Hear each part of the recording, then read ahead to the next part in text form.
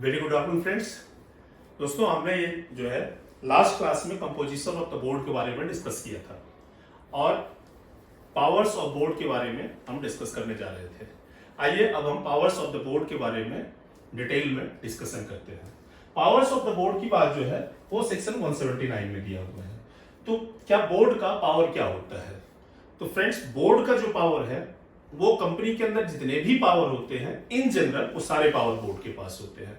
आपने देखा होगा, चाहे आप जो है किसी कॉर्पोरेट में ट्रेनिंग कर रहे हो, चाहे आप जो है एज ए फ्रेशर जाएंगे, चाहे आपने देखा होगा, अपने सीनियर से भी सुना होगा कि बैंक अकाउंट खुलवाना है तो बोर्ड रेजोल्यूशन चाहिए। Resolution means what? बोर्ड का अप्रूवल चाहिए।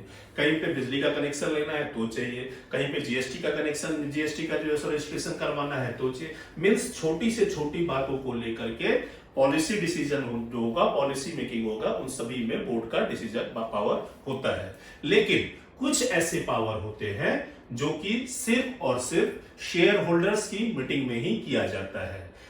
जैसे कि आप जानते हैं कि 4 ऐसे बिजनेस होते हैं जिन्हें ऑर्डिनरी बिजनेस भी कहा जाता है। वो बिजनेस होते हैं कि जो कि एनुअल जनरल मीटिंग में शेयर होल्डर्स का ही अप्रूवल होता है। जैसे ऑडिटर का अपॉइंटमेंट या उनका रेम्युनरेशन फिक्स करना, डिविडेंड डिक्लेरेशन करना, फाइनेंशियल स्टेटमेंट को जो है अप्रूव करना, डायरेक्टर का जो है रिटायरमेंट या उनका अपॉइंटमेंट। तो ये सारी चीजें जो होती है क्या जनरल मीटिंग में ही डिस्कशन, जनरल मीटिंग में ही होती है।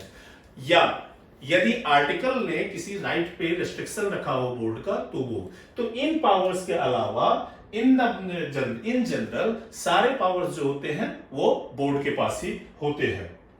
या तो कहीं पे ये चीज लिखा हुआ है कि शेयर होल्डर्स को he have regulated the conduct of the directors. Section 179(3) section 179(3) जो है वो section 179 subsection 3 read with rule 8 of companies meetings and power meetings of board and its powers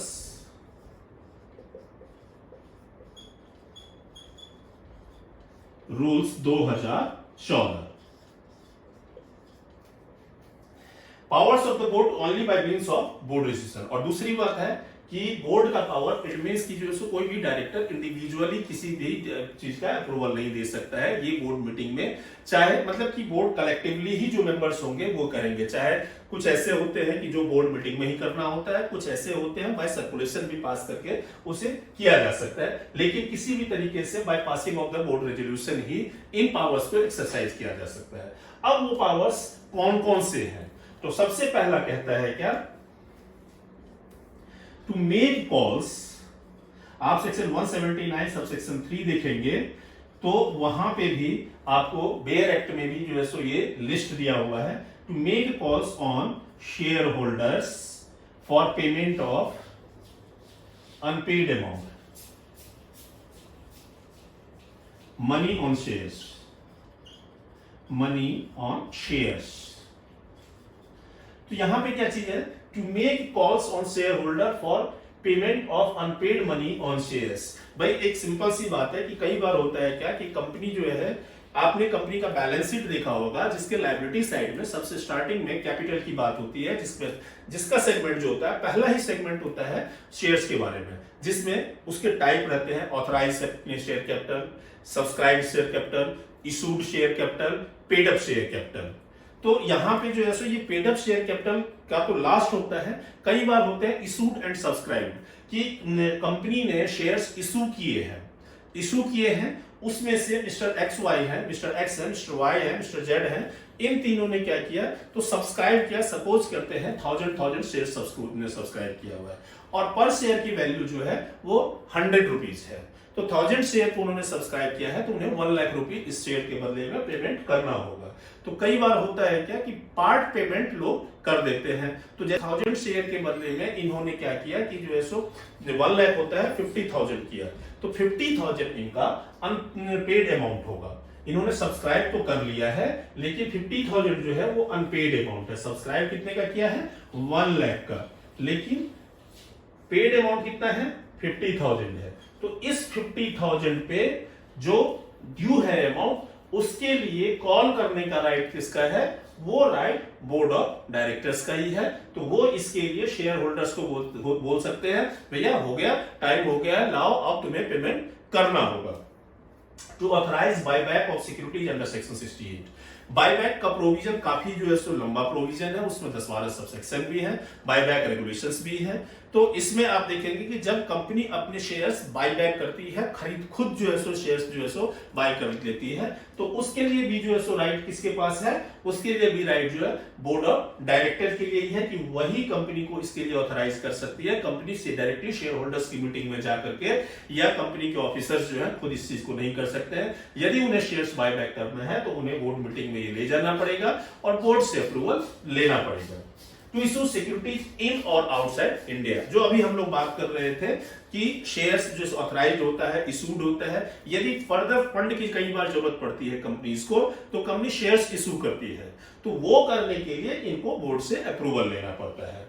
to borrow money, company को उधार लेने हैं पैसे। To invest the funds of the company, company यदि अपने पैसे को कहीं पे फंड को पैसे को इन्वेस्ट करना चाहती है तो उस केस में भी इन्हें बोर्ड से अप्रूवल लेना पड़ेगा। To grant loans or give guarantees और provide security in respect of loans, किसी लोन के रिस्पेक्ट में जो है सो यदि यहाँ पे गारंटी देनी है, सिक्योरिटी प्रोवाइड करनी है या लोन प्रोवाइड करना है। To approve financial statement and the board's report. To diversify the business of the company, suppose करते हैं कि हमारी कंपनी आज के डेट में किसी पर्टिकुलर बिजनेस में है, जैसे मान लेते हैं स्टील के बिजनेस में है, लेकिन वो चाह रही है कि जो है सो वो अब फार्मास्यूटिकल में भी एंटर करना चाह रही है, तो उस केस में उसे जो है सो अपने बिजनेस को डाइवर्सिफाई करने के लिए बोर्ड से अप्रूवल लेना होता है। To approve amalgamation, merger, reconstruction, to take over a company or acquire or controlling or substantial stake in another company, to make political contributions, to appoint or remove key managerial personnel, to appoint internal auditors and secretarial auditor। तो ये सारे जो है जितने power हमने अभी discuss किया है वो सारे के सारे पावर किसके पास हैं? ये बोर्ड के पास है। इन पावर्स को एक्सरसाइज करने के लिए कंपनी को मैटर्स को बोर्ड के सामने रखना पड़ेगा और बोर्ड रेजोल्यूशन पास करके इसे अप्रूव या रिजेक्ट कर सकती है, because these powers are only with the board of directors. Section 179 का सबसेक्शन 3 का जो प्रोविजो है वो कहता है, क्योंकि सेक्शन 179(3) तो कहता है कि these are the list of the powers which can be exercised by the board of directors in their meeting और by passing of the resolution. तो ये तो कह रहा है क्या कि जो है सो ये बोर्ड के पावर्स हैं, लेकिन 179(3) का प्रोविजो जो है ये चीज कहता है क्या कि भैया कुछ पावर्स बोर्ड चाहे तो वो डेलीगेट कर सकती है कमिटीज को। वो पावर्स कौन कौन से हैं? To borrow money, to invest the funds of the company and to grant loans or give guarantee or provide security in respect of loans। ये तीन ऐसे पावर है, वो किसको कर सकती है? Can be delegated by the board to any committee of directors, the managing director, the manager or any other principal officer of the company। Manager does not mean ये जो आप देखते होंगे कि मार्केटिंग मैनेजर, तो फाइनेंस मैनेजर, तो HR manager, ये manager की बात यहाँ पे कंपनी लॉ में यदि मैनेजर की बात की जाती है तो कहीं भी पूरे कंपनी लॉ में इन मैनेजर्स की बात नहीं होती है। यहाँ पे कंपनी लॉ के हिसाब से जो मैनेजर है वो काफी पावरफुल होते हैं और सबसे सीनियर पोजीशन होते हैं। और ध्यान रहे कंपनी लॉ में जो मैनेजर का वर्ड यूज होता है तो हमेशा होता है द मैनेजर, ना ही मार्केटिंग मैनेजर और फाइनेंस मैनेजर और एचआर मैनेजर और ये मैनेजर वो मैनेजर। ये मैनेजर की बात, क्योंकि ये मैनेजर एग्जीक्यूटिव लेवल के होते हैं, जबकि द मैनेजर जो होते हैं which is discussed in the companies act, वो जो डिस्कस किया गया है उसके बारे में कहा जाता है having whole or substantial power of the management, यानी कि whole or substantial the whole power of the management जिनके पास होता है उनको मैनेजर यहाँ पे कहा गया, because they are the manager, not the finance manager or marketing manager or material manager, क्योंकि ये बहुत ही छोटे होते हैं, इनसे इनके ऊपर बहुत सारे लोग होते हैं। इवन मैनेजर्स वगैरह जो होते हैं वो डिपार्टमेंट हेड भी नहीं होते हैं। तो यहाँ पे क्या चीज कह रहा है कि ये जो तीन पावर है, to borrow money, to invest the funds of the company, to grant loans or give guarantee or provide security in respect of loans, इनके लिए क्या कहा गया कि इनको जो है सो डेलीगेट कर सकता है बोर्ड कमिटी ऑफ डायरेक्टर्स को, या तो मैनेजिंग डायरेक्टर को या मैनेजर को। or any other principal officer of the company or branch. The delegation of above power can only be done by way of passing resolution at the meeting, not by way of passing resolution by circulation. Means ये जो 3 power है, इस 3 power को जो दिया जाएगा, इन 3 power को ऐसे नहीं है कि बाय सर्कुलेशन आप पास कर लो और उस तरीके से दिया जाएगा. These powers can be granted only by meeting of the board, यानी कि मीटिंग प्रॉपर होनी चाहिए, और उसमें वो वीडियो कॉन्फ्रेंसिंग से भी हो सकता है और वो जो है सो फिजिकल मोड भी हो सकता है, और उसके बाद ही जो है सो इस पावर्स को डेलीगेट कर सकते हैं. बाय पासिंग ऑफ सर्कुलेशन जो है ये रेजोल्यूशन नहीं पास होगा. ये सेक्शन 179 था. ये तो थे पावर्स ऑफ द बोर्ड. अब बात करते हैं क्या कि restriction on the powers of the board. Restriction क्या क्या है बोर्ड के ऊपर? तो सेक्शन 180 में restriction on the powers of the board की बात की गई है. वो क्या क्या है? The board can exercise after consent of passing special resolution. और जैसे ही स्पेशल रेजोल्यूशन की बात आई तो क्या हो गया, वो शेयर होल्डर्स जो है सो उसके लिए अप्रूवल देंगे. वो कौन कौन से हैं? टू सेल, लीज और otherwise dispose of the whole और substantially the whole of the undertaking of the company, to invest otherwise in trust securities, the amount of compensation received by it as a result of any merger or amalgamation. तो यहां पे क्या चीज कह रहा है कि यदि आप सेल करना चाहते हैं, लीज करना चाहते हैं, डिस्पोज ऑफ करना चाहते हैं, होल और substantially the whole of the undertaking of the company, to invest otherwise in trust securities, the amount of compensation received by it as a result of any merger or amalgamation. अब यहां पे क्या कहता है, section 180 के subsection 1 के clause ए में जो दिया हुआ है, टू सेल और लीज और otherwise dispose of the whole और substantially the whole of the undertaking, इसके बारे में क्या कहता है? Nothing contained in clause A of subsection 1 of section 180 of shall affect the title of a buyer और अदर पर्सन हु बाइज और takes on lease any property investment as is referred to in that clause in good faith, or the sale or lease of any property of the company or the ordinary business of the company consists of comprise such selling or leasing. यानी कि यदि आपने गलत भी exercise किया हुआ है तो उस केस में जो सामने वाली पार्टी होगी, जिन्होंने लीज पे लिया है, जिन्होंने सेल आउट, जिन्होंने खरीदा है, उनके राइट को अफेक्ट नहीं करेगा. ये आपका इंटरनल मैटर माना जाता है. To borrow money exceeding aggregate of its paid up section, देखिए सेक्शन 180 सब सेक्शन 1 क्लॉज सी जो अभी हम डिस्कस करने जा रहे हैं, ये आप जब डिपॉजिट का चैप्टर पढ़ेंगे तो वहां पे बार बार आएगा. वहां पे आपके लिए ये बहुत ही इंपॉर्टेंट है. तो यहां पे क्या कहता है कि board can exercise the powers to borrow money exceeding aggregate of its paid up share capital. Board जो एक्सरसाइज करेगा वो कहां तक है? यहां पे तो हम बात कर रहे हैं ए, बी और सी क्या कह रहे हैं कि बिना शेयर होल्डर्स के स्पेशल रेजोल्यूशन पास किए हुए आप ये एक्सरसाइज नहीं कर सकते हैं. तो क्यों मैं सी पे बार बार कह रहा हूं? बिकॉज सी जो है सो आपको डिपॉजिट के लिए भी बहुत ही इंपॉर्टेंट है. तो ये कह रहे हैं क्या कि कब नहीं आपको शेयर होल्डर्स का अप्रूवल लेना पड़ेगा जनरल मीटिंग में, by passing a special resolution to borrow money exceeding what? Exceeding aggregate of its paid up share capital, free reserve and securities premium account. यानी कि क्या कहता है? 100% of paid up share capital, free reserve and securities premium account. यदि मान लेते हैं कि ये तीनों मिला करके आपका यहां पे क्या चीज होता है, 1000 या 1 करोड़ हो जाता है.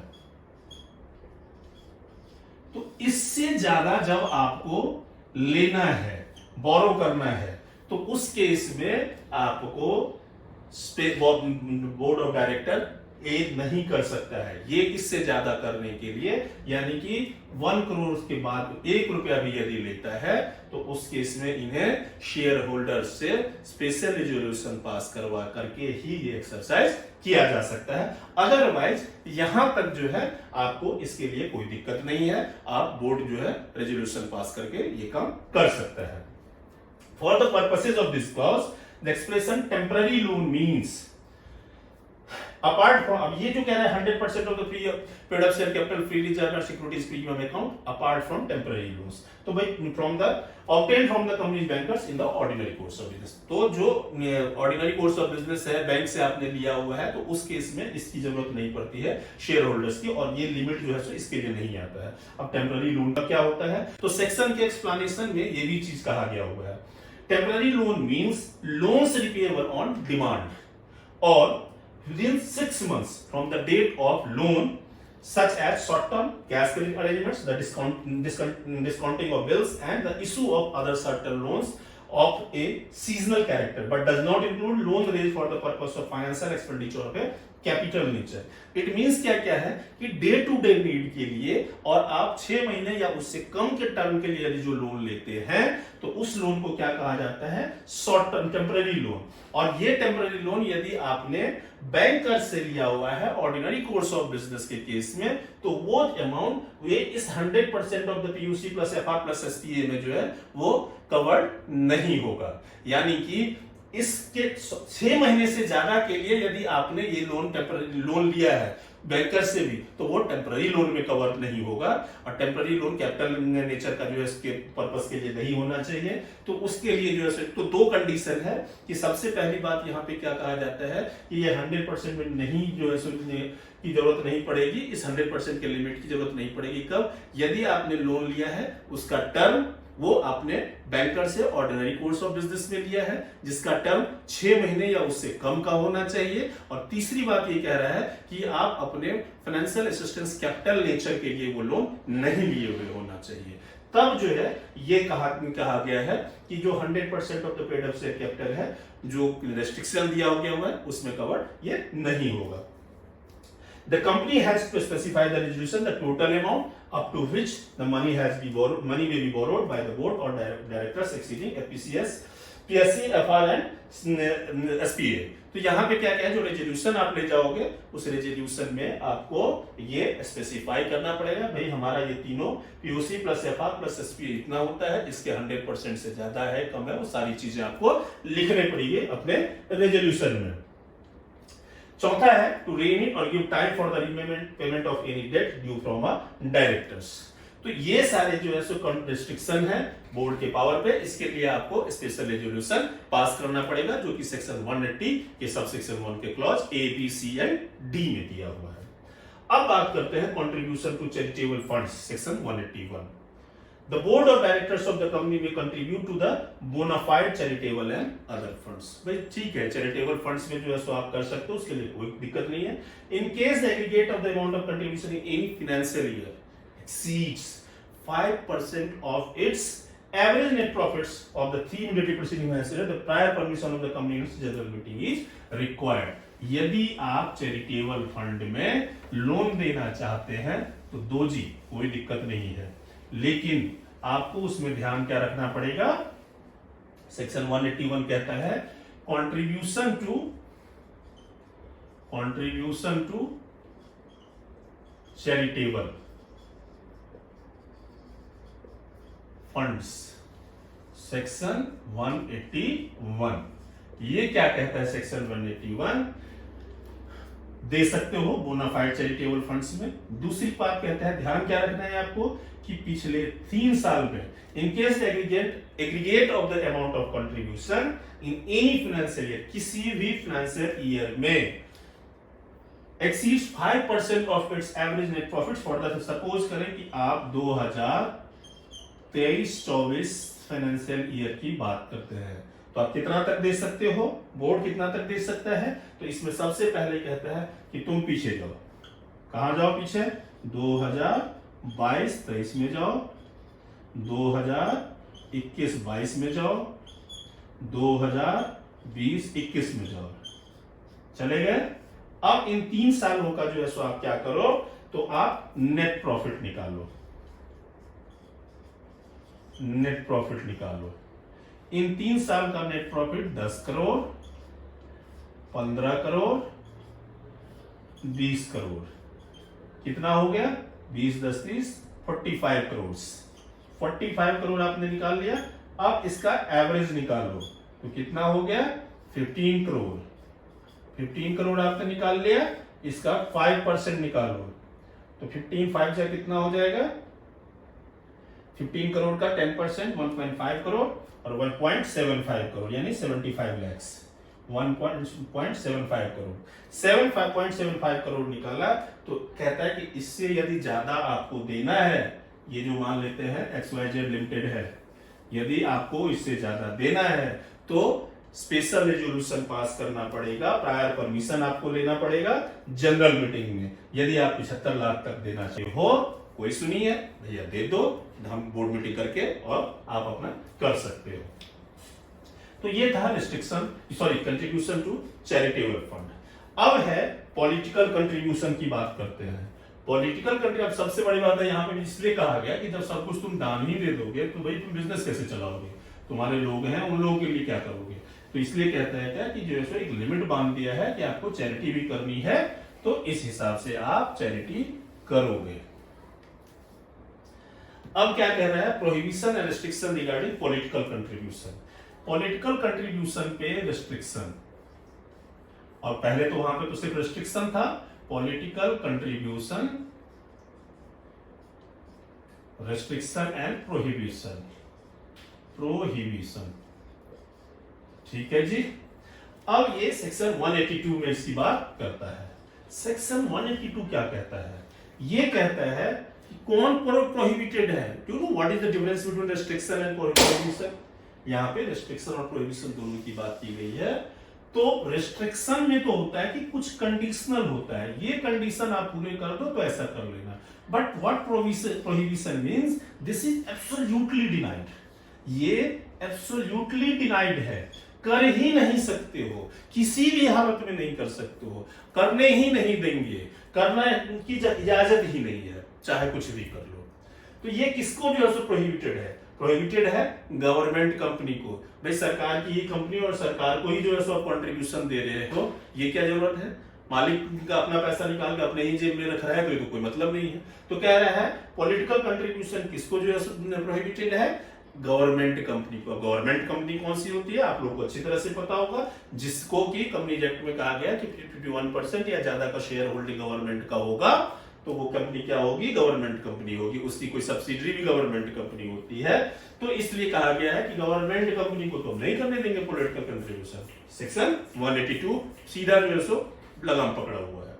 दूसरी बात कहता है ऐसी कंपनी जिसको कि 3 साल भी नहीं हुए हैं। भाई अभी तुम आए हो, तुम पहले जो है सो मार्केट में आए हो, तुम बिजनेस करो, तुम कुछ जो है सो कमाओ धमाओ, उसके बाद देना सरकार को पैसे, क्या आते ही सेटिंग स्टार्ट कर दिया। तो ये चीज कहता है क्या कि जो सरकार से साठगांठ रहेगी तो हम अच्छा कर लेंगे, हमें अच्छा छूट मिल जाएगा, ऐसा कुछ नहीं होता है। तो कहता है पहले 3 साल तक तो बिजनेस करो भाई, देखो तो सही कि तुम बिजनेस अच्छा कर सकते हो कि नहीं कर सकते हो। तो ये 3 साल जिन कंपनीज का नहीं हुआ है और जो गवर्नमेंट कंपनीज है, इन दोनों को ही क्या कहा गया है, no political contribution. Other than above mentioned companies, all companies can directly or indirectly make political contribution to any political party subject to following condition। तो यहां पे देखा ना, जो हम प्रोहिबिशन और रिस्ट्रिक्शन की बात कर रहे थे, तो प्रोहिबिशन तो पहले ही कह दिया, अब रिस्ट्रिक्शन है। रिस्ट्रिक्शन क्या कहता है, कुछ कंडीशन कर दो पूरे, उसके बाद तुम करना अपना कंट्रीब्यूशन। तो कंट्रीब्यूशन कंडीशंस क्या है, every company shall pass a board resolution at a meeting of the board of directors to authorize such political contribution। तो सबसे पहले बोर्ड में रेजोल्यूशन पास करो। दूसरी बात, every company shall disclose in its profit and loss account the total amount contributed by it under the section during the financial year to which the account relates। जिस साल आप करते हो उस साल के फाइनेंशियल स्टेटमेंट में आपको दिखाना होगा कि हमने कितना पॉलिटिकल कंट्रीब्यूशन किया। The contribution shall be made by account page check, ये नहीं कि कैश जाकर के दे दे, account page check drawn on a bank or on account pay bank draft or use of electronic clearing system through a bank account। NEFT कर दो, आजकल तो online होता है भाई, फोन पे भी कर दो, कोई दिक्कत नहीं है।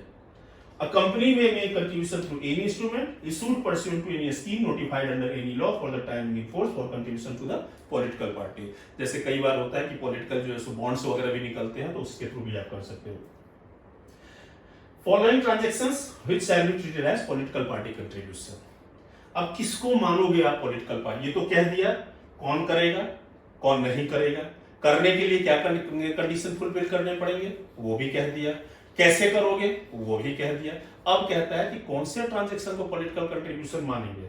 तो कहता है अ डोनेशन और सब्सक्रिप्शन और payment caused to be given by a company on its behalf और on its account to a person. क्या चीज कह रहा है, इसको थोड़ा सा देखते हैं।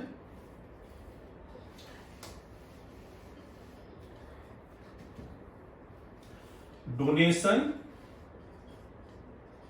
और subscription,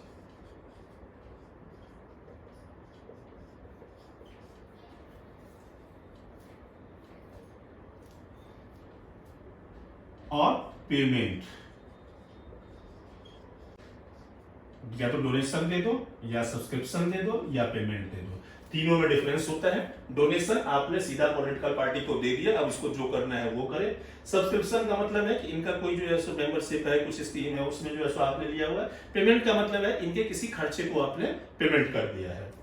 cost to be given by a company on behalf और on its account to a person. इन्होंने खुद पे किया डायरेक्टली डायरेक्टली, किसको, to a person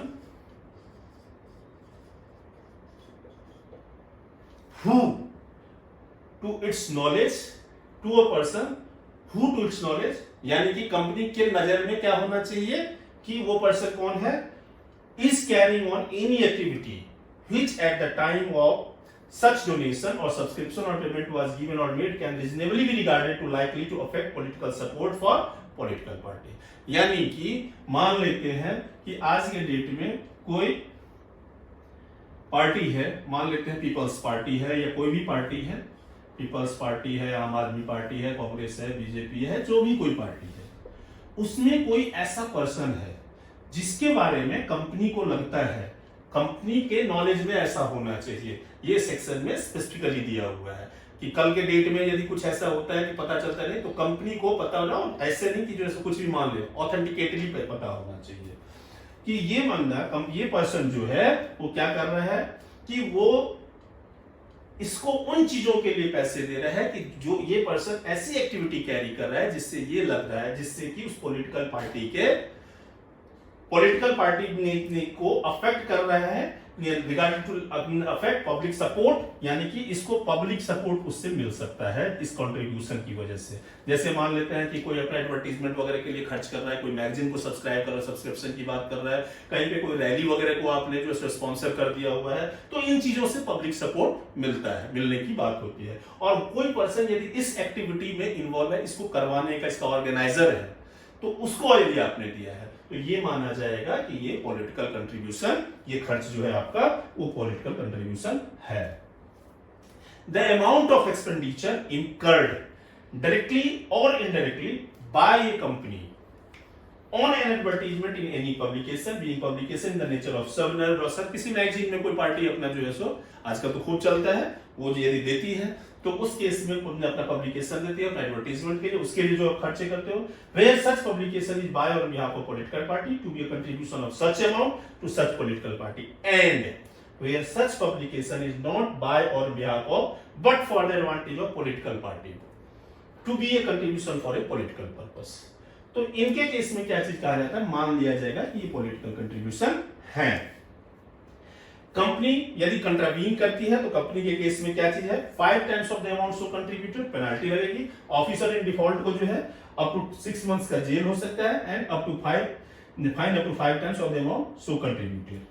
powers of the board and other person to make contribution to national defence fund, ये तो इसको तो देना भी चाहिए भाई नेशनल डिफेंस फंड में।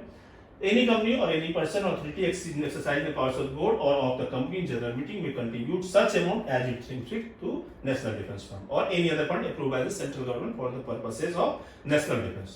The company is required to disclose it। Simply है, आपको जो करना है आप अपने बोर्ड में जो है सो इसके लिए जो है सो रेजोल्यूशन पास करके आप जो भी अमाउंट आपको लगता है करना चाहिए वो आप करो, इसको अपने प्रॉफिट एंड लॉस अकाउंट में आप दिखा सकते हो।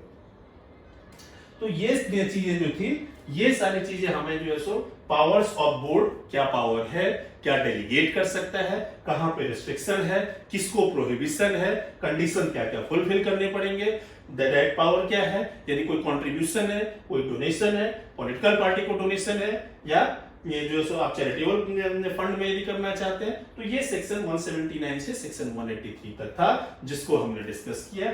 आगे जो प्रोविजन है, आगे प्रोविजन आप पढ़ेंगे सेक्शन 185, सेक्शन 186, 187, 188 ये सेक्शंस पे हम फिर फर्दर डिस्कशन करेंगे। एंड आई होप कि आपको ये सब चीज क्लियर हो गया होगा। And friends, this is requested to share it the videos more and more.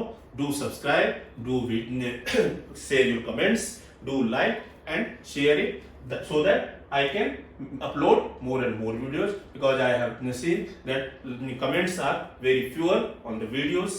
People watch this video but comments are very fewer and subscription is not being increased. So this is my motivation that you will, the subscription will be more, the number of subscribers will increase, the comments will be quarterly accepted. So please do this. Thank you.